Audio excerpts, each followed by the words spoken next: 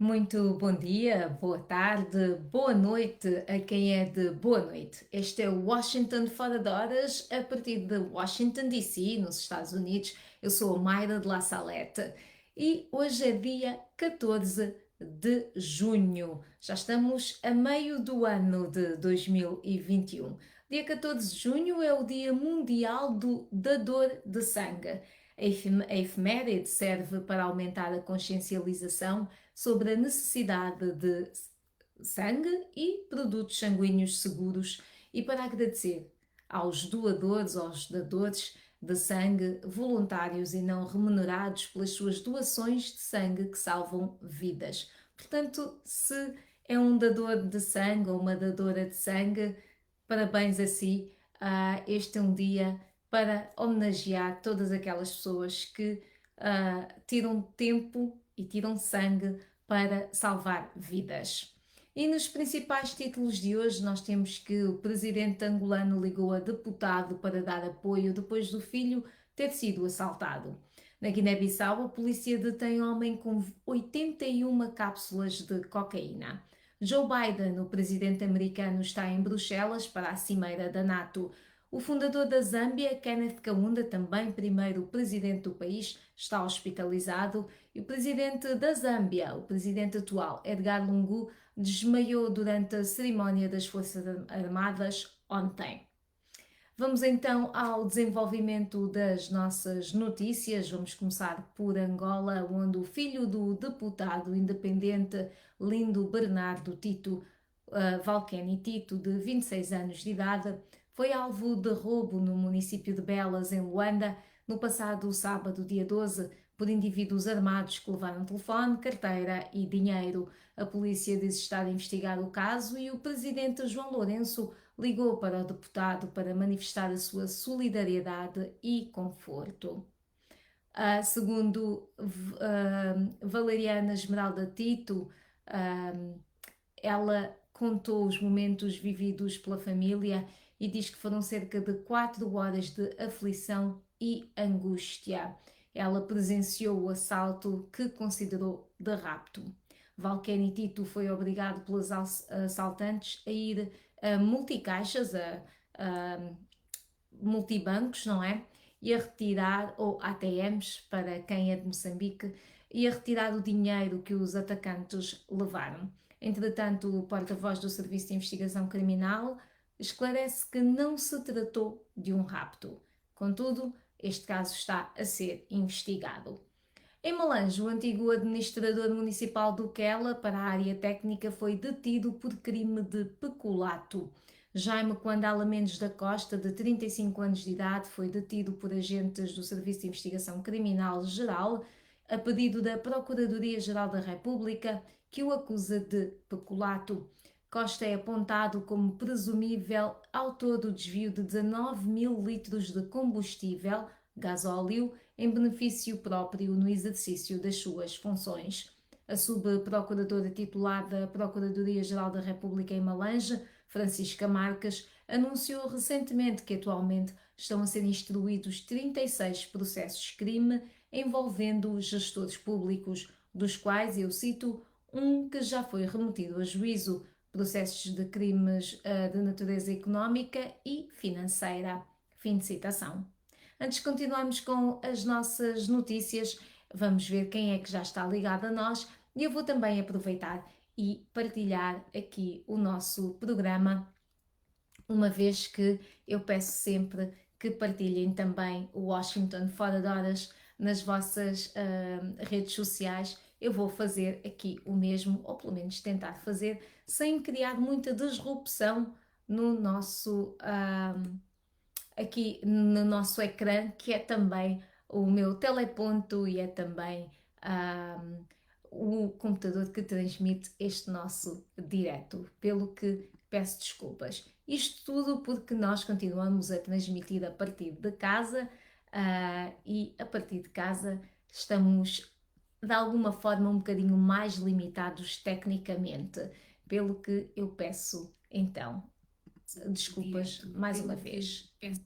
E lá está, exatamente por isso, como eu estou a tentar partilhar houve ali um feedback, uma repetição do que eu estava a dizer, pelo que lamento por isso, mas vamos continuar e vamos já ver quem é que está ligado a nós. Tenho Silas de Souza Silveira, bom dia, ouvindo a Voz da América aqui do povoado de Piaus, na cidade de Graça Aranha, Maranhão, no Brasil.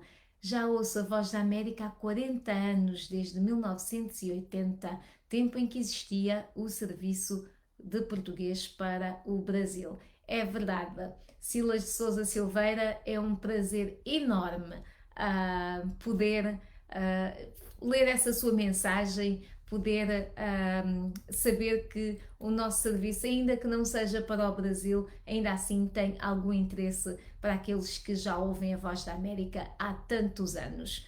Muito obrigada. Também temos o Léo, que diz bom início de semana. O Léo é nosso colega produtor e ele diz: o jogo da UEFA Euro está a acontecer entre a Escócia e a República Tcheca sem golos. Muito bem, o Léo está a acompanhar o Euro 2020, um campeonato europeu que foi adiado no ano passado devido à pandemia, e por se tratar de uma data especial, é o aniversário de 60 anos do Euro.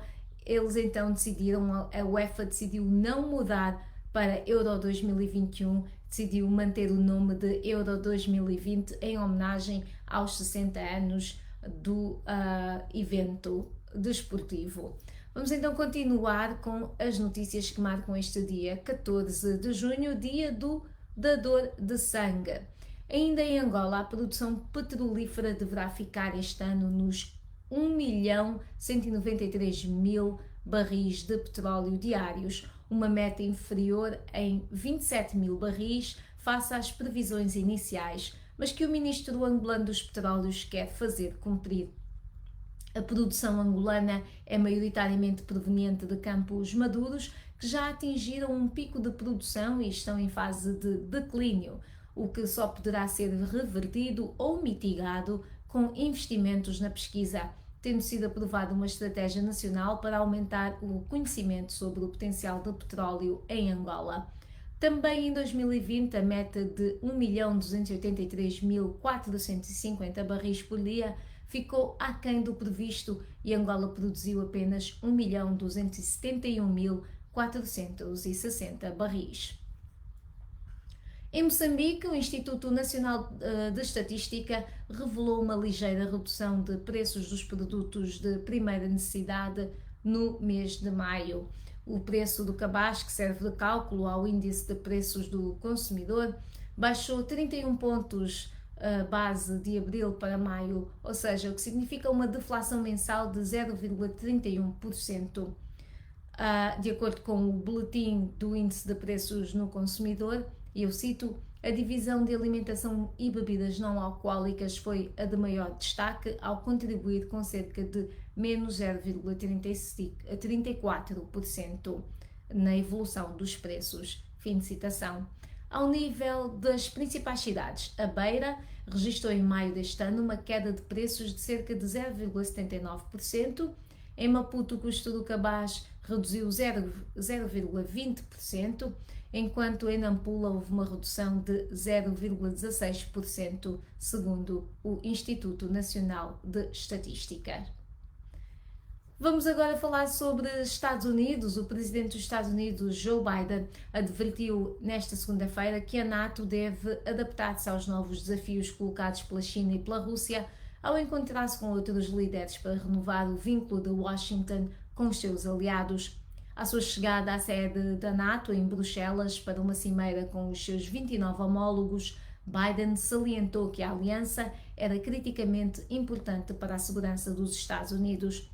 A sua primeira visita como presidente à cimeira, para além de uma renovação dos laços, é também um momento para renovar prioridades e estratégias para lidar com Moscovo e Pequim, também para ver novas ameaças ou rever e analisar a retirada precipitada da NATO do Afeganistão, depois de Biden ter surpreendido os parceiros ao ordenar que as tropas americanas regressassem a casa até 11 de setembro deste ano.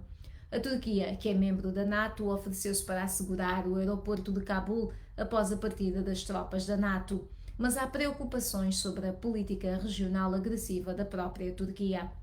Continuavam também a existir, ou, aliás, continuam também a existir divisões entre os aliados sobre algumas questões-chave, incluindo como lidar com o crescimento da China e como aumentar o financiamento comum. A cimeira em Bruxelas deverá dar luz verde a um programa de reforma para 2030. Lembrar que Joe Biden chega a Bruxelas saindo da Inglaterra, onde aconteceu a cimeira do G7, o grupo dos 7, as principais potências do mundo, que decorreu por 2 dias na Cornualha, na Inglaterra. Antes de continuarmos com mais notícias, vamos falar da Guiné-Bissau, vamos falar de Cabo Verde, vamos falar também da Argélia e da Zâmbia, mas antes disso vamos ver se há mais alguém que se tenha ligado a nós e que eu possa dar aqui os bons dias. Imensa gente, muito obrigada. Temos o Léo a dar-nos os resultados em direto deste jogo entre a Escócia e a República Checa. Temos o Adilson Roberto e já agora eu passo a dizer que a Escócia está a perder neste momento por 1-0 frente à República Checa.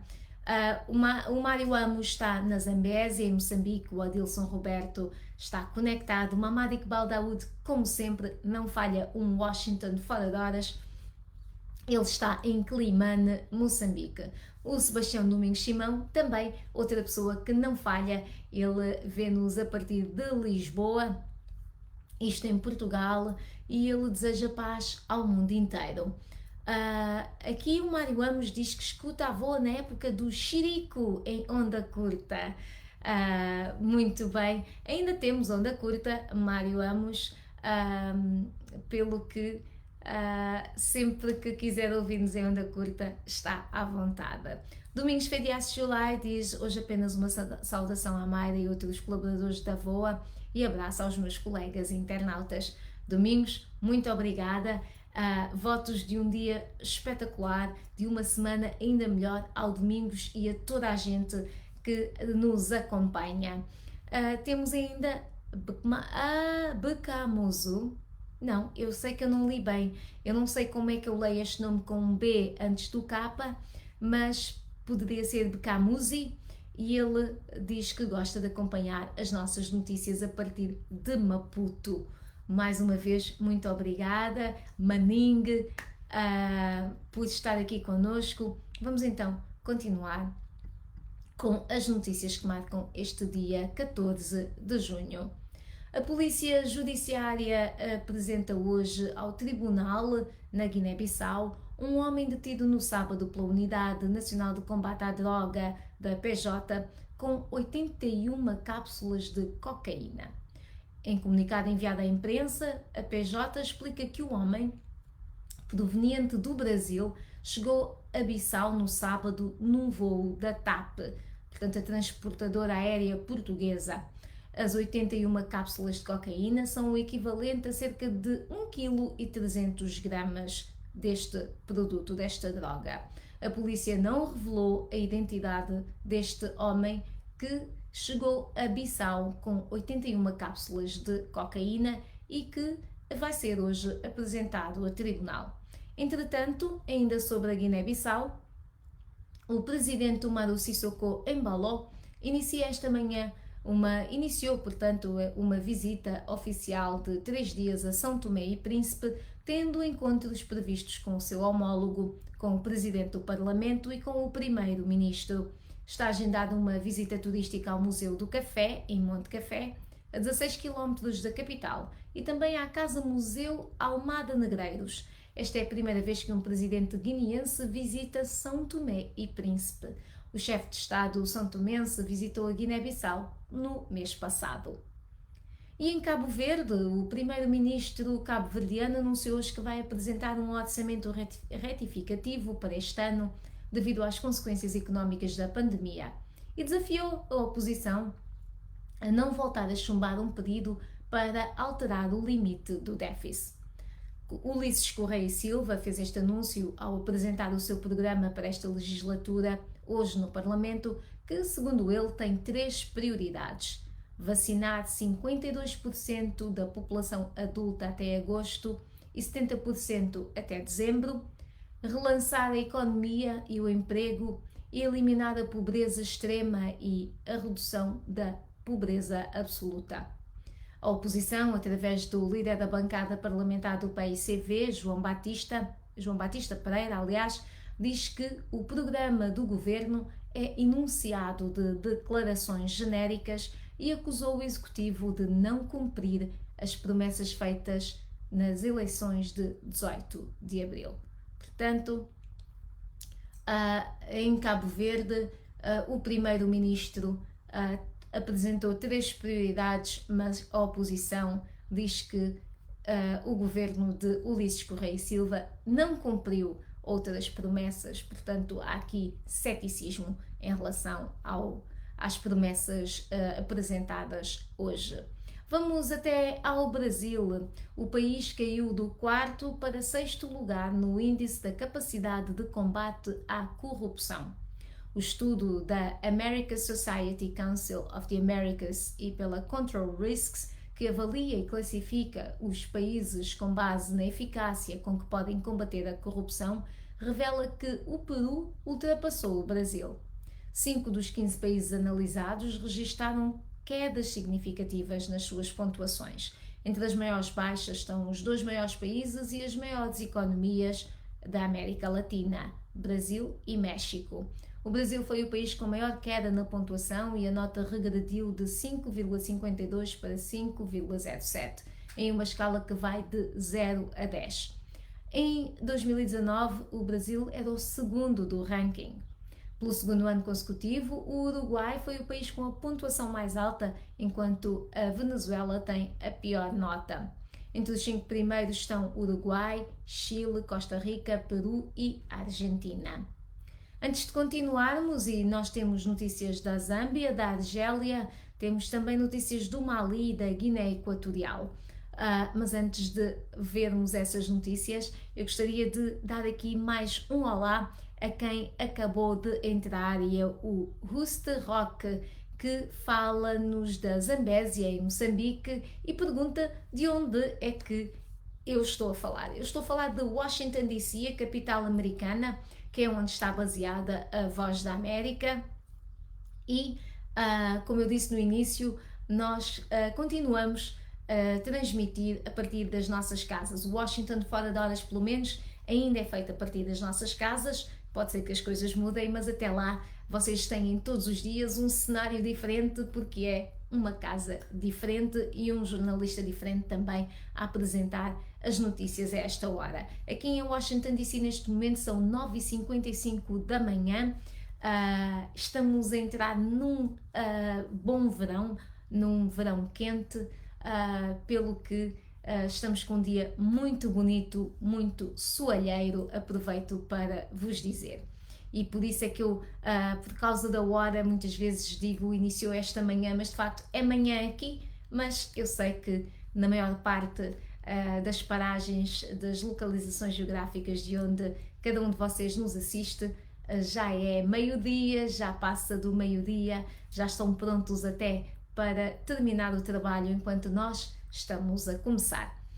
Vamos então continuar e do Brasil vamos até a Zâmbia. O fundador da Zâmbia e o seu ex-presidente, aliás o primeiro presidente do país, Kenneth Kaunda, foi internado num hospital de Lusaka, disse o seu gabinete nesta segunda-feira. Numa declaração sucinta, lê-se que Kaunda, de 97 anos, não se encontrava bem e foi internado no hospital do Centro Médico Maina Soko. Mas não foram dados mais detalhes. Kaunda governou a Zâmbia durante 27 anos desde a independência, em 1964.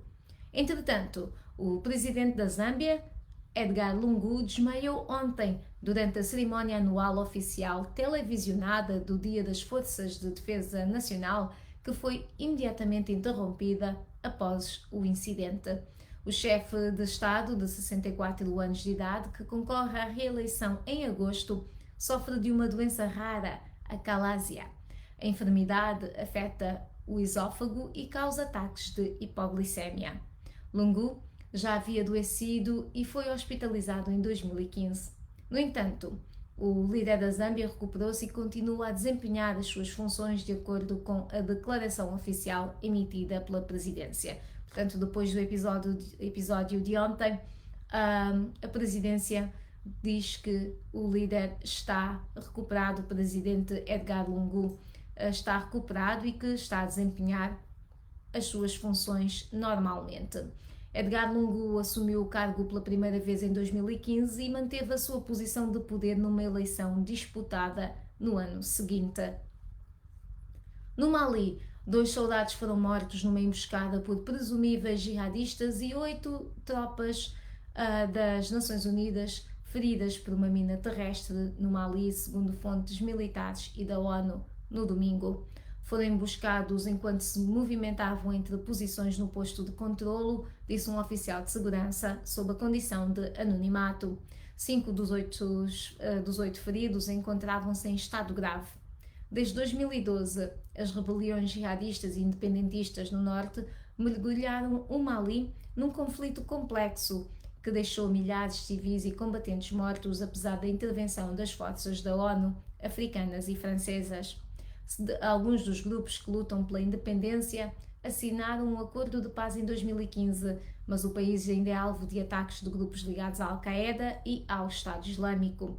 A violência também atravessou as fronteiras para o vizinho Burkina Faso e para o Níger. Na Guiné Equatorial, 2 soldados irão enfrentar acusações de homicídio e negligência por uma explosão em instalações militares em março, disse o Ministério Público. Os estoques de explosivos no campo detonaram acidentalmente a 7 de março, destruindo áreas residenciais vizinhas, matando 107 pessoas e ferindo 615 outras na periferia da capital económica Bata. Acredita-se que as explosões tiveram lugar depois dos fogos de desbravamento de terrenos queimados terem ficado fora de controlo e atingido o arsenal do acampamento. O presidente Teodoro Obiang Nguema, que governa o país há 42 anos, culpou os militares por negligência no armazenamento de munições tão perto de áreas residenciais.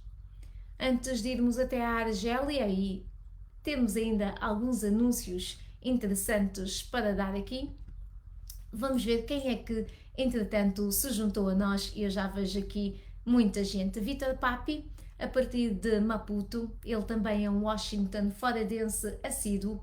Temos Alex, está a teclar a partir de Luanda, e ele diz que é sobrinho de José Lussati. Acredito que é isso que ele quer dizer. Cuba Dom Cuba está a partir de Angola. Emílio fala-nos a partir de Maputo, a capital de Moçambique, e ele diz: pedimos socorro para o fim da insurgência no norte do país. É verdade, eu acho que toda a gente quer o fim dessa insurgência na região de Cabo Delgado. Eunício Ricardo Matsimbe fala-nos da Matola, em Maputo, Moçambique. Muito bem, eu acho que eu já dei os bons dias e boas tardes a toda a gente que se juntou a nós, entretanto, espero não ter falhado ninguém. Vamos então até a Argélia, onde se aguarda nesta segunda-feira os resultados das eleições parlamentares boicotadas pelo movimento de protesto de longa data, o Iraque, e marcado pela abstenção generalizada. Antes dos resultados oficiais, um partido islamista visto como moderado, o Movimento da Sociedade para a Paz, MSP, disse que os seus candidatos, estavam na liderança na maioria das regiões. E também advertiu contra numerosos esforços para a alteração dos resultados. Após a votação de sábado, o chefe da Comissão Eleitoral, Mohamed Shorfi, disse que a afluência às urnas tinha sido de apenas 30,2%, a mais baixa de uma legislativa em pelo menos 20 anos. Vamos então aos nossos trending e anúncios do dia. aproveitamos para anunciar que nesta sexta-feira, dia 18 de junho, o Angola Saúde em Foco é com a doutora Ana Panzo. Vamos falar sobre abuso sexual contra crianças. O contexto: nos primeiros 6 meses deste ano, o terminal telefónico SOS Criança registrou cerca de 200.000 denúncias de abandono de menores, acusação de práticas de feitiçaria, exploração do trabalho infantil, fuga à paternidade, disputa de guarda de menor, negligência, raptos e tráfico, violência física, psicológica e sexual. O programa Angola Saúde em Foco deste dia 18 de junho vai abordar a problemática do abuso sexual de menores e não só o abuso sexual, mas todo o tipo de abuso, com a psicóloga doutora Ana Panzo. Envie a sua mensagem por escrito, ou em vídeo, ou em áudio para o WhatsApp da VOA, é +1 202 251 9466. Se tiver dúvidas, comentários, questões, pode enviar através do WhatsApp da VOA e pode gravar um vídeo, um áudio ou simplesmente escrever a sua mensagem. Pode também inscrever-se para participar em direto através dos números locais +244 932 348 698 ou +244 993 255 911.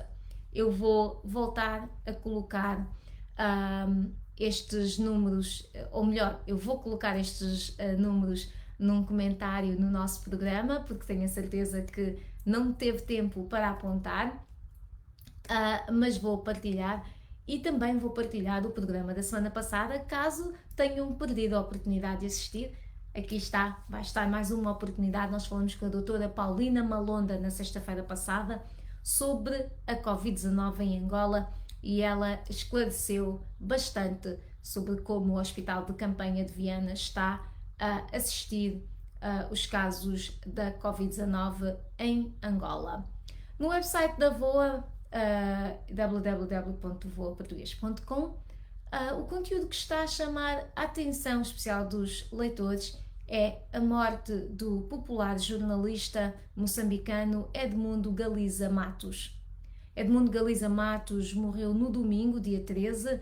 Ele era um jornalista reformado da Rádio Moçambique, estava internado no Hospital Central de Maputo.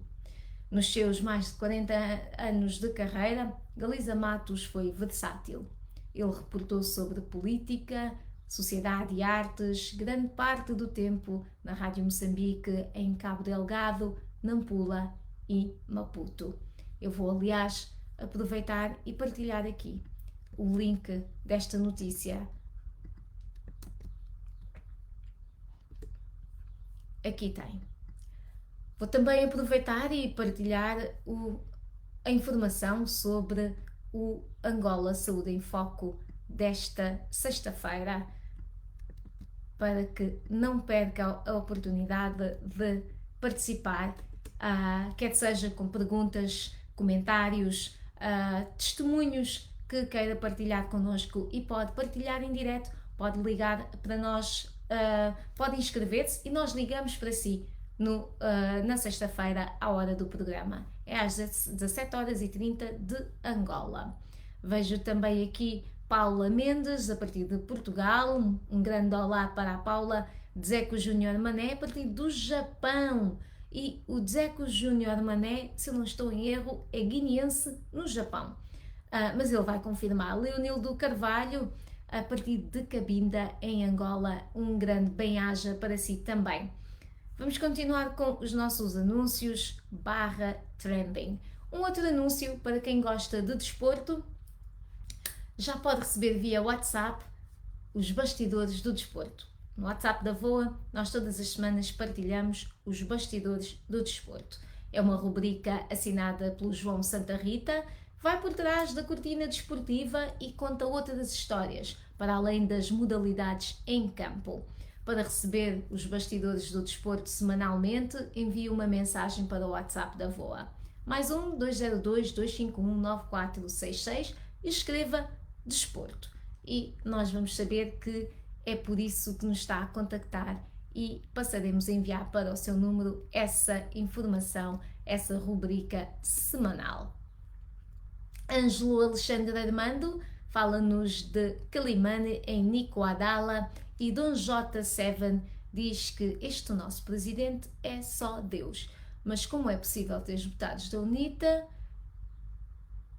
morrem, mas o presidente de todos nós não manda uma mensagem de condolências? Pois bem, o Dom J está aqui a comentar uma das notícias de abertura, que é sobre a chamada do presidente João Lourenço, o presidente angolano, ao deputado Lindo Bernardo Tito, depois do filho de Bernardo Tito ter sido assaltado em Luanda. Vamos então, como eu falava de desporto, vamos continuar a falar de desporto, pois no Google os tópicos mais pesquisados esta segunda-feira são exatamente sobre desporto. Com mais de 1 milhão de pesquisas, o nome do basquetebolista Kyrie Irving lidera depois de ele se ter lesionado. Irving, que joga pela equipa de Nova York, os Brooklyn Nets, torceu o tornozelo e vai ficar de fora no próximo jogo entre os Nets e os Milwaukee Bucks do Wisconsin. Os Nets, que já estão a jogar sem outra estrela, James Harden, também lesionado, ficam agora mais desfalcados para enfrentar o quarto jogo dos playoffs da NBA. E fora do basquete, a vitória de Djokovic no Roland Garros, em França, é o segundo tópico nas trends do Google, com mais de 500 mil de pesquisas. Portanto, o que está a dar é desporto. Temos Copa América, temos Euro 2020, temos os playoffs da NBA, o Roland Garros acabou de terminar neste fim de semana e, pelos vistos, a malta está bem entretida com todas estas modalidades a decorrer pelo mundo fora, aliás, ou pelo menos parte do mundo está concentrada em atividades desportivas. É assim, chega ao fim o nosso Washington Fora de Horas desta segunda-feira. Tenho aqui a Nuno P de Timor-Leste, que é boa noite, é verdade. Em Timor-Leste é boa noite, eles estão quase a entrar no dia 15, enquanto nós aqui em Washington DC estamos no início do dia 14 e ainda mais lá para trás, na costa oeste, para a Califórnia, ainda é de madrugada. Pois é, de dia 14. O mundo é mesmo muito interessante. Jaco Alfredo está ligado a partir de Luanda, Cacoaco, aliás, distrito do Sekele. Muito obrigada por se juntar a nós, mas nós estamos de saída porque o Washington Fora de Horas chega assim ao fim hoje, mas amanhã há mais. Ligue-se a nós todas as manhãs do Washington DC, 9h30 em Washington DC. Veja no seu relógio a que horas vai ser na sua localização geográfica e siga-nos de segunda a sexta. Washington Fora de Horas no Facebook da VOA e em diferido no YouTube da VOA. É VOA Português. Um bom dia.